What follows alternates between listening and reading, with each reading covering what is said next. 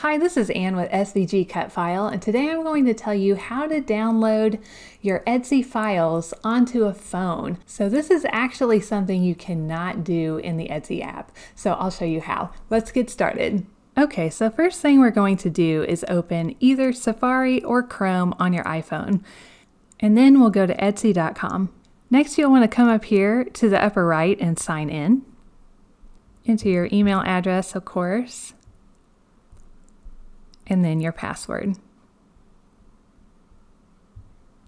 After that, we'll click on our little picture up in the upper right,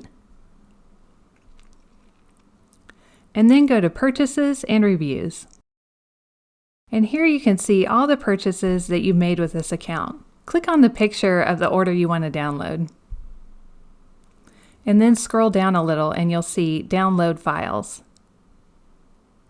Scroll down again and you'll be able to see the two little clouds with arrows. If you just push on those, they'll download onto your iPhone. And that's it. That's all you have to do. From there, you can open them in Cricut Design Space like normal. Alright, that's my video for this week. If you liked it, please click on the like button.